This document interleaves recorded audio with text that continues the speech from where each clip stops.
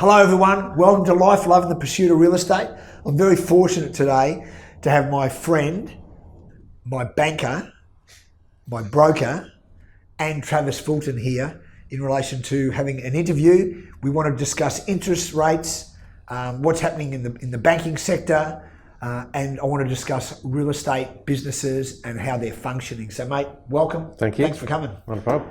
Good on you. So Trav, just give us a very brief rundown on your work history.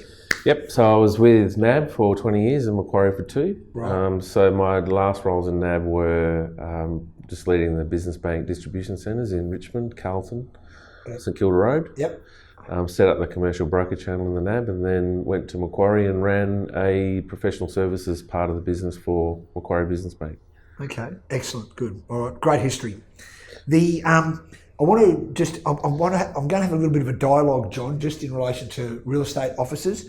In what's happened in the last probably 3 or 4 years, since I've been out and about back in the marketplace talking to real estate principals, one of the things that's really surprised the hell out of me a lot is how many real estate businesses are trading borderline insolvent.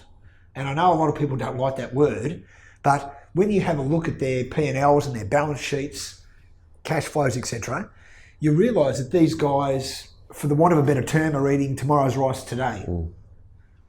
And a lot of those businesses, and there's a few good ones that don't run on any overdraft or any line of credit, and there are some that run massively on that. Yep. And that really depends on inflow and outflow of cash, of course. And as far as when settlements occur and what type of real estate they are selling, because if they're selling development work, it's generally longer in the tooth, longer settlements, etc. If they're selling general res, well, the turnover is a lot quicker, cash flow input is a lot quicker. Yep. So, and when you speak to real estate principals and you bring this up, a lot of them talk to you in shock and horror about really not realising where they're at, which surprises the absolute shit out of me in that regard. So, what I thought today was, aside from where we think the market might cover, we'll cover interest rates and a few things like that. Yep. But for the real estate principals that are watching this today, hopefully it should be fairly informative in relation to getting some information out to you in relation to what Travis thinks is happening. And Travis will put his details on this video, but he's also available for you real estate principals that need some financial advice. He's an expert in this area. So it's certainly worthwhile having a listen or maybe even having a chat to Travis one-on-one if you want some financial business advice. So, but I'm not here to sell his wares, but I'm saying that we use him here and we find him great. Now, so on that score, Trav, what do you think is going to happen with interest rates up for 2018? We're now in February. What do you give us a Nostradamus or a prediction? What do you think? It's sort of, in my view, I think we may find that interest rates may increase towards the end of 2018. Right. And some of the sort of indicators, I think, globally are sort of leaning towards that potential. Yeah. Look, there's a lot of competing factors with interest rates, as you know, but I think generally the mood in the marketplace is that there is a sort of transition from, a benign inflation environment, benign employment environment. Wages growth is a factor as well. And I read a couple of days ago in the Fin Review, it turns out that Tony Abbott was right. He predicted just before the election in 2013 that Australia would have nearly a million jobs created. Yep. At this point in time, he's about 20,000 short. Pretty good. So it's actually turned out that he was right. And if you look at the number of unemployed people in that same period, it's only been 40,000. Right. So okay. The balance, I think in the past there was sort of deflationary sort of aspects to the economy in Australia. Yep. But lately I think you're starting to see that come up and sort of break even. So there are indicators around moving towards an inflationary environment. But I think the key thing is to watch, and not only in Australia, but also particularly in the US and that was a reason for the sort of rout in the stock market over the last couple of weeks, is because there was some quite significant increase in wages growth in the US. Yep. Well, once that happens, wages growth generally starts the inflation run, doesn't it? That's right, yeah. That's what happens. Yeah. Okay. And traders and, economists and bankers and people in the finance industry look at that, because the consumer generally in most Western economies is 70% of the, GDP. So they're the engine room. So once wages growth starts to move, then inflation follows and prices move, and then generally you'll find that interest rates will follow. Yeah. Okay. So on that score, Trev, so if there is a rise in interest rates this year here in Australia, how much? Give me a guess on what you think it'll be. Well, it's hard to say, but probably maybe between 25 to 50 points. Right. Okay. That'd be a fairly safe conservative guess, wouldn't it? Yeah. Yeah. I think most economists would agree with you. That's the case. And I think, and banks being banks, like, they're good indicators of what they can see in the future. Yep. Because they've got obviously big books, they've got credit card books, they've got home loan books, they can see a lot of consumer behaviour. Yep. When they look at, their big databases of customers. Yep. So, if they start to move on things, and maybe test people's home loans on a sort of more strict, parameters, they're good indicators of what potentially can happen in the economy. Yes. Okay. And so it's good to read them and see what they're thinking and what they're doing and how they're behaving, because generally they can see a lot more than what we can, in my view. All right. So what then? I've had this philosophy. So correct me if I'm wrong, but I've always had this philosophy that the real estate market, sales-wise, is governed by a few factors. Yeah. One of them is the amount of people in the marketplace looking. One of them is the amount of stock in the marketplace, and the other one is the guy behind the desk or behind the glass door at credit in the bank that's releasing funds or tightening funds up, right? And I think that's a very strong market governor. Yes. So therefore, from a developmental point of view, as we've experienced, development finance now is tight, and you have to have, aside from all the feasibilities and all the work that needs to be done, you have to have a history of being able to complete the job. There's a whole range of factors that are more pertinent now than what they were before. They were pertinent before, but they're more pertinent now. Yeah. So on that score, those factors, with interest rates rising, that doesn't necessarily mean the market will flatten. No. Right? It doesn't mean that. But one of the things that probably concerns me a bit, and I'll be interested to know your thoughts on this, is the banks now have more influence over the market than what I've ever seen beforehand. Yep. That's probably going to grow. Do you think? Yeah.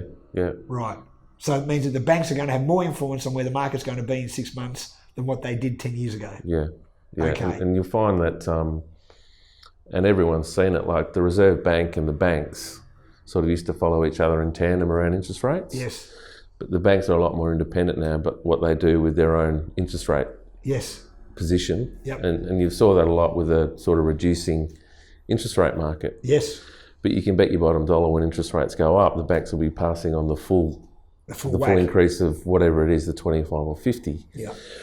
And I think the banks are probably a little bit concerned about the levels of household debt in this country. Right. It's probably one of the highest in the world. It is. I was reading a report from that Macquarie benchmarking thing. Yeah. The level of household debt is phenomenal, and not like even and look, to be honest, in some and you read different reports and they give you different figures. So I don't know how that's all analysed, but I know that when I bought my first house, my pay in relation to how much was going, my net pay back into the home loan was about 20%, 22%. On average now, in my ilk, in my age group, it's well over 50 of net monies go to mortgage. Yeah. That is an absolute startling, phenomenal figure, like phenomenal. Yeah. So on that score, is that one of the reasons why the banks are tightening up on lending criteria to try and get that reduced, do you think? Yeah, look, I think there's a few factors around. I think they're just generally concerned at the level of household debt, and if there was a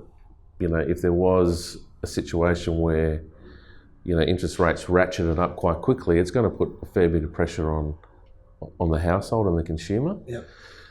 House prices are also another issue that not only the government and everyone else has an issue with, but the banks do as well. Yeah. And you'll find that, if there is a material correction in the market, it's probably the most recent customers of theirs that are going to take the biggest haircut. The investment market, that's obviously, been quite robust in the last few years. Right. And also I think APRA and ASIC are putting a fair bit of pressure on the banks as well, particularly around the investment market, and they're starting to talk about putting more costs on banks for higher risk loans, etc. Does that include investment loans? Yes, it will. Right. Yeah. So investment loans will be dearer than household resi loans. Yes, that's right. Okay. And how it works is like the banks will allocate, let's say, 20% of their capital to a home loan. So if you've got a home loan for $100, the bank have to invest by law 20% or $20 in capital towards that home loan. But what APRA is starting to talk about now is, well, for an investment property or for an investment loan, that capital that they have to allocate might be $30 against $100. Right? Is that because I think it's more shaky? Yeah, it's higher risk. Right? And the banks have to invest that capital in very basic sort of securities like either cash or shares or something tier 1 capital. Right. Right? It has to be very, very safe and liquid. Yeah. But what the banks argue is, well, because we have to invest more capital in these home loans, the opportunity cost we have of investing that money elsewhere is negated. Yeah. Yeah. So we could be investing that in the foreign exchange market or other asset classes that give a better return. Therefore, our cost is an opportunity cost. Yes. Of having to park more money against these sort of assets. Yeah. Okay. So that's sort of how they argue the point.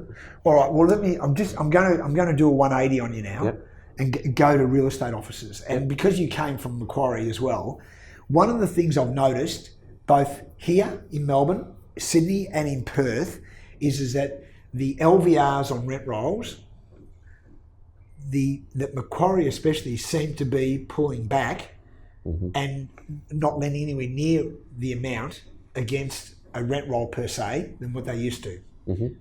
So it probably tells me a couple of things, and this is more for real estate principals. So therefore, they're asking some real estate principals who they might deem a bit more sus or weaker, right? That they're asking them to top up a 75% LVR, make it back to 50, right, on a rent roll. Now, so the reality of that is, someone goes and buys 100 properties, they go spend $1 million, whatever it might be. They have to put 500 in, etc. And before it was like the lending ratio was a lot higher. That tells me that even people that are funding real estate offices like Macquarie and other banks are now a little bit circumspect about where the market's going to go. It's one of the indicators. The other indicator is that they know that the attrition out of rent rolls generally is being fairly high. So when rent rolls have been sold, the attrition, the loss rate has actually been pretty high. So that the retention clauses had to be enacted in their contract. So because I've heard of that now at least half a dozen times in the last 3 or 4 months, where the banks have come and said, listen, we need to reduce your LVR on your rent roll, it shows me that they're worried about that, but they might also be internally worried about that the market might correct itself, which we haven't seen here in Melbourne. It seems to have still gone up a little bit, where Sydney's levelled off, Adelaide seems to have levelled off, Perth seems to be taking off a little bit, but Melbourne has done fairly well. So, in essence, when people are borrowing for their real estate businesses, they'll generally use their house or a rent roll and hopefully have enough equity in their rent roll to be able to fund their business, etc. What advice do you give real estate principals, just in general form, about a level of debt in their business? So therefore, if they're looking to, get a line of credit or an overdraft sort of for their business, is it best that they do it against their rent roll? Is it best they do it against their own house? If you were giving some just general advice, what would you advise the people that are watching? I mean, it's always best to try and leverage or put as much risk on the business as possible without being ridiculous.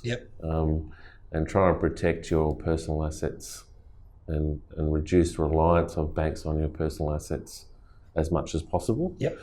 It's not always easy, for people to do that. The real estate market's interesting when lending into, the sort of the players with more expertise like the Macquaries will look at obviously, a business and a relationship, the directors, etc., and what they've got in personal exposure, business exposure, etc. Have they got a rent roll? Is it sales only? All of these sort of things they'll look at in its entirety, and then each sort of relationship has its own sort of characteristics as well. Yeah. Macquarie would look at, for example, a customer just with sales only is higher risk than someone who's got sales and a rent roll. Of course. Because they'll look at obviously the rent roll as recurring income. Yeah. And that in itself, having that recurring income, to most lenders would mean that, if the market does come off and sales do come off, they've still got this income that can support a level of sustainability within the business. Yeah. If sales come off, commissions come off, and what they see is in good times, as you said before, you want your rice, want to eat your rice today. Yeah. Sometimes directors or business owners will gear themselves up quite heavily personally on investment properties and a whole range of other things. And generally, if there is a correction or there is stress in that sort of industry, the directors come under a bit of pressure on their gearing levels because the incomes are not there. So as a rule, I think, when you look at your business assets, you should have 50% equity, 50% gearing. Right. Is quite a conservative position. Yeah. And safe. Yes, it is. Yeah. It's safe. And what it also allows you to do is gear up more for opportunities. Yes. When they come along.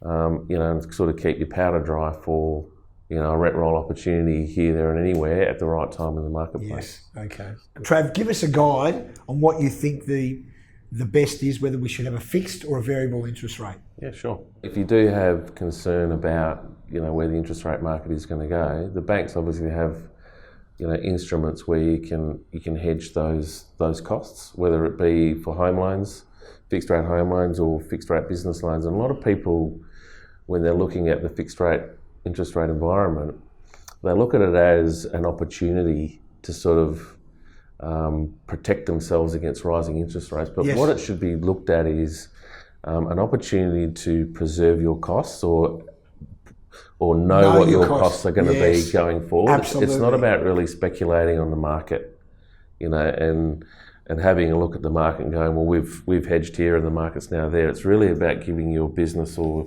your own personal cash flows some predictability in the future and going, well, I know these are going to be my interest costs for the next X number of years. Yeah. Right, so then you can plan around that and you can preserve cash flows and you've just got more certainty around where your business is going. Whether you've hedged at the right time or you've locked this rate in, it's not really that important. What's more important is knowing where your cash flows are going to be in the future. Yes. One of the things that I find, and it seems by the Macquarie benchmarking report, is that the amount of franchised offices seem to be dwindling. The amount of independent or maybe boutique type offices is starting to increase. Now, I've got to say, I've noticed that a lot in Perth. A lot. I've started noticing that in some of the outer inner suburbs of Sydney. And I'm now starting to notice that a bit in some of the outer areas of Melbourne. And I'm talking about areas that are 15 or 20 k's out. So therefore, do the bank look at financing franchise businesses? Are they easier with franchise businesses than independents? Or is it all just book related and cash flow and all that? Yeah. Do they take any, or is there any favouritism, in other words, to a franchise business or an independent? Yeah, it's a different, I guess, credit risk appetite. Right. Because obviously with franchises, there's fees and costs associated with paying the franchise, the head franchisor. Yep. There's probably more security required for independents because they're sort of not associated with that brand. Okay. As well. Well, that's good to know. Yep. Yeah, and it sort of very much comes down to the individual. Their experience. You've got a very experienced independent versus a very new franchisee. The bank are going to look at that sort of thing very differently as well. Yes. So it's a bit of a moving feast, but it depends on the makeup of the business too. Is there a rent roll in the independent, or isn't there? It's sort of it's a hard. How long have they been in the sales market? How long have they been in the rental market? Yeah. How big's the rent roll? Okay. But banks have quite big franchise industry specialisations, and not just in real estate as well. Okay. Primarily in everything in retail, obviously. Yes. But they do have they certainly do have appetite. Yeah. To fund franchise businesses, but you have to. Each franchise has to qualify on the lenders panel. Yep. Whether that be a Baker's Delight versus a Bigger than Scott versus this, that, and the other. They all have to, I guess, go through a period of due diligence to get on a Baker's sort of franchise panel. All right. Okay. I think then, as far as that goes, for the real estate principals that are watching, or people who want to be a real estate principal, one of the advice would be point blank. If you're going to leverage, no more than 50% to be safe, 50% equity. The second thing is we need to have an understanding of where the banks are and where they're going and what they think, because that matters. And we need to gear our business in that manner. It also means that for the real estate people that are working in real estate today, it's never ever about selling the house or listing the house. Although that's part of the form, list, sell, negotiate, the reality of it is that people now need advice from guys like Travis. Travis has a company called Lantern Capital. We'll put the details on this YouTube video. But the reality of that is you need to have business advice financially and probably from good accountants when you're running your real estate businesses. And as I said at the start of this video, it's amazing how many people aren't making money out of their real estate businesses. So in essence, you need to be fairly well geared and knowledgeable in relation to what's happening, not just in real estate, but in the economy overall, so you can run your business a lot better.